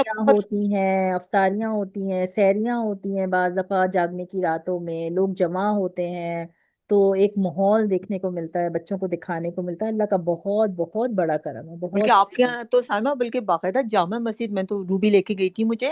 تو ماشاءاللہ 2 شفٹ میں وہ تو بالکل بہت ہی خوبصورت لگ رہا تھا. یعنی مجھے بہت جگہ بہت نہیں پتا بہت رمضان کا یہاں پہ بالکل میں تو بولتی ہوں ایسا والا مزہ ہے کہ انسان اگر حرم جائے تو جو مزہ اس کو حرم میں رمضان میں ملے نا وہ والا مزہ یہاں اللہ کا شکر ہے الحمدللہ محسوس ہوتا ہے. ظاہر ہے وہ ساتھ ہیں تو نہیں جو ظاہر ہے مکہ اور مدینہ شریف کی ہیں لیکن پھر بھی رمضان اللہ کا شکر ہے اللہ بہت اچھا رمضان دکھاتے ہیں یہاں پہ بہت اچھا رمضان. اللہ کا لاکھ لاکھ کرم ہے کہ اگر صحیح معنوں میں جو اپنے آپ کو جوڑ کے چلنا چاہے بہت ماحول کے ساتھ اس کے لیے مطلب مشکل نہیں ہے. جیسا آپ بتا رہی نا ایٹ نہیں لیسٹ نہیں کم از ہاں کم باہر کے ملکوں میں رہنے کے بعد ہمارے لیے ویسا والا مشکل نہیں ہے. ہاں، بلکہ آپ کے تو مدرسے وغیرہ بھی بہت اچھے جیسے میں نے ریلیجیس جو روبی بتاتی ہیں کہ مطلب باقاعدہ اصل میں مسلمان کافی ہیں نا جی مسلمان کافی ہیں تو ایک اپنا ایک کمیونٹی میں جب آپ جڑ کے رہتے ہیں اور خاص طور پہ پھر ان لوگوں کے ساتھ جو جن کا تھوڑا دینی ماحول ہے تو پھر بچوں کو سمجھانا سکھانا پھر ظاہر ہے ایزی ہاں بہت وہ بھی آسان ہو جاتا ہے. مدرسے پھر ظاہر ہے جب مسلمان کمیونٹی میں آپ رہ رہے ہیں تو پھر مدرسے یا پھر اس طرح سے قرآن کی جگہیں یہ وہ بس آپ کے اپنے اوپر میں سمجھتی ہوں آپ کے بالکل اپنے اوپر ہے. ہر چیز آپ کے اطراف میں موجود ہے ڈھونڈ کے آپ کا دل کن کے ساتھ اٹھنے بیٹھنے کے لیے بولتے ہیں بالکل نا نفس آپ کا جیسا اندر سے ہوگا نا آپ وہ ویسے لوگوں میں اٹھنا بیٹھنا چاہیں گے بالکل انہی تو میں آپ ویسے لوگوں میں سکون ملے گا. تو بالکل اگر آپ کے اطراف میں مسجدیں بھی ہوں گی نا لیکن آپ کے نفس میں اگر شر ہے نا تو آپ کو نہ اس مسجدوں میں دل لگے گا نہ بچوں کے مدرسوں میں دل لگے گا نہ قرآن کی کلاسوں میں دل لگے گا. یہ اللہ کی طرف سے اور اللہ سے مانگنا چاہیے کہ اللہ ہمارے کو وہ جو حلاوت ہے نا ایمان کی وہ محسوس کروا دے کہ ہمیں مزہ آنے لگے. ورنہ دیکھیں تھوڑی دیر بیٹھتے ہیں پھر دل بھرنے لگتا ہے 10 کام یاد آنے لگتے ہیں تو انسان ادھر ادھر ہونا شروع ہو جاتا ہے. تو یہ چیز بھی نا اللہ ہی ڈالتے ہیں یہ مزے بھی اللہ ہی ڈالتے ہیں کہ بیٹھ کے سننے میں مزہ آ رہا ہے دل کو سکون محسوس ہو رہا ہے. یہ مزے بھی اللہ ہی ڈالتے ہیں اللہ سے مانگنا چاہیے. بالکل بالکل اچھا ہمارے پاس ابھی ایک سسٹر ہے جو پاکستان سے ہیں انشاءاللہ ان سے بھی سنتے ہیں. سیما بھابھی بڑی خوشی ہوتی ہے رمضان المبارک آنے کی اور اس کی تیاری میں بھی بہت لگے رہتے ہیں. ہم خوش نصیب ہیں کہ ہم پاکستان میں ہیں. اذانوں کی آوازیں تراویح کی آوازیں گہما گہمی کیا ہی بات ہے رمضان کی. बस अल्लाह ताला हम सबको तौफीक अता फरमाए। बहुत खुशी होती है हर जब पता चलता है 70 गुना सवाब मिलता है हर इबादत का, तो बस पूछे नहीं। बिल्कुल बिल्कुल बिल्कुल। और ये तो बहुत खुश नसीबी है कि आप लोगों के घर से तो मस्जिद ऐसे सामने के आवाजें जो आती हैं, जैसे अभी अनीला बता रही है ना, 10 15 20 मिनट तक अजानों की आवाजें, नहीं बहुत बड़ी खुश नसीबी है। यकीन करें, ये हम बाहर रहने वाले इसके लिए तरसते हैं, जिसको पाकिस्तान में रह के लोग अहमियत नहीं देते ना, हम जैसे तरसते हैं कि मस्जिदों से आवाजें आए हमारे घर तक। और जो है, मुझे एक वाकया याद आया कि नबी सल्लल्लाहु अलैहि वसल्लम के ज़माने में एक सहाबी ने अपना घर पे नबी सल्लल्लाहु अलैहि वसल्लम को बुलाया, दिखाया। तो उन्होंने पूछा कि ये खिड़की काय की है? तो उन्होंने कहा कि ये खिड़की मैंने इसलिए बनाई है यहाँ पर कि मस्जिद की जो आवाज़ है ना अजान की, वो सीधा यहाँ पर आए। तो नबी सल्लल्लाहु अलैहि वसल्लम ने उसको बताया कि जब तक ये कायम रहेगा ना ये घर, जब तक तुम्हें इसका सवाब मिलता रहेगा कि तुमने इस नियत से बनाया कि इस खिड़की से मस्जिद की आवाज आती रहे। तो ऐसी जगहों पे रहना जहाँ पे मस्जिदों की आवाजें अजानों की घर तक आती हैं, ये बहुत बड़ी खुशनसीबी है, बहुत बड़ी खुशनसीबी है। बस यही कोशिश होती है कि एक लम्हा भी जाया ना हो। सही बात है। रमजान में जब हम पहले से रमजान की तैयारी के बारे में पढ़ते हैं ना, तो ये अल्लाह सुब्हानहू व तआला खुद हमारे लिए आसान कर देते हैं कि हमें महसूस होने लगता है कि अरे कितनी इंपॉर्टेंट चीज आ रही है, ये आम चीज नहीं है कि यूं आएगा 30 रोजे रखेंगे और गुजर जाएगा। उसकी अहमियत जब दिल के अंदर बैठ जाती है ना, फिर रमजान को गुजारने का एक अलग कैफियत हो जाती है इंसान की ना। अगर वो सही समझे, मांगना चाहिए अल्लाह से कि अल्लाह हमें वो समझ दे कि हमारे दिल में उस चीज की जो कमी है ना, उसको हम सही तौर से समझ के सही तौर से उसका हक अदा कर सके इंशाल्लाह। अच्छा, और हमारे पास कौन है? रुखसाना वसीम, आप माइक ले लीजिए। जी अस्सलाम वालेकुम। वालेकुम अस्सलाम वरहमतुल्लाह। बहुत अच्छी अच्छी बातें सुनी, बहुत बहुत सुकून मिला, दिल को बहुत मजा आया। अल्हम्दुलिल्लाह। जज़ाकल्लाह। अल्हम्दुलिल्लाह। मैं तो हम लोग तो कनाडा में हैं, हम्म, मिसिसागा में हैं। तो हम्म, अल्हम्दुलिल्लाह बहुत सहूलतें हैं यहाँ, और बहुत आसानियां हैं माशाल्लाह। मेरे बच्चे भी मस्जिद जाते हैं, बहुत करीब में मस्जिद है हम लोगों के। अल्हम्दुलिल्लाह। और बहुत रमज़ान में तो बहुत अच्छा लगता है। मेरे अम्मी अब्बू मार्खम में रहते हैं, तो वो यहाँ आ जाते हैं रमज़ान में, क्योंकि उनको सहूलत होती है। तो हम लोग मस्जिद में ही तरावी पढ़ते हैं रात को। अल्हम्दुलिल्लाह, ये तो जी बहुत अच्छी बात है। कौन सी जी। मस्जिद आपके घर के करीब है? हम लोग नेक्सस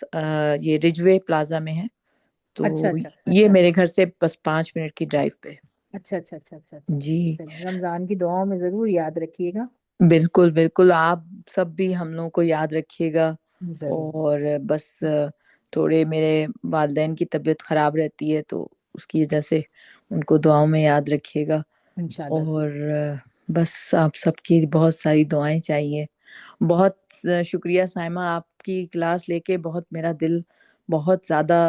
अच्छा लगता है, और बहुत सुकून मिलता है मुझे। अल्लाह कबूल फरमाए, अल्लाह जी कबूल। बिल्कुल, जज़ाकल्लाह। कि अल्लाह वक्त में बरकत अता करे और कबूल फरमाए। जी बिल्कुल, जज़ाकल्लाह। जज़ाकल्लाह खैर। मारिया, आप माइक ले लीजिए, मारिया मलिक।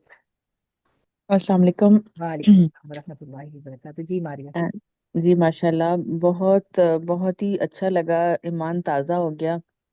और जैसे आपने हर चीज़ रिवाइज की है और बताई है, तो वैसे लग रहा है कि रमज़ान की तैयारी शुरू हो गई है। दिल में एक वो चीज़ बन गई है कि अब इंशाल्लाह रमज़ान आएगा तो इससे पूरी तरह जो है वो मुस्तफीद होना है। और इंशाल्लाह वही ना, हम लोग मिसिसागा में कोशिश यही होती है कि हम लोग तरावी, बहुत पास है मस्जिद, थोड़ा सा वॉकिंग कम है, लाइक ड्राइविंग है 1-2 मिनट की। तो कोशिश यही होती है कि तरावी पढ़ें बच्चों के साथ। और इंशाल्लाह यही है नियत के अच्छे से रमज़ान के रोज़े रखेंगे। और बहुत बहुत शुक्रिया आपके इतने अच्छे बयान का। अल्लाह नहीं, ताला आपको जज़ा दें। आमीन सुम्मा आमीन, अल्लाह कबूल फरमाए। और बहुत बहुत बड़ी बात है कि हम जो मिसिसागा में हैं, रमज़ान कम से कम मस्जिदें इतनी नहीं है, रमज़ान का एक महसूस होता है, पता चलता है। तो इस बिल्कुल बाकी सब जो पढ़ा है उससे हट के मुझे लगता है जो अनीला ने बताया है ना, वो बड़ा मतलब दिल के अंदर बैठने वाली बिल्कुल बात है कि हमें कितना इस रमज़ान में फील होगा। अनीला, जो बात आपने बताई है ना, इतना फील होगा कि मतलब अपनी नेमतें जो है ना दोहरी महसूस होंगी, यकीन करें। बिल्कुल बिल्कुल सही बात है। बिल्कुल सही कह रही हैं। बिल्कुल کہ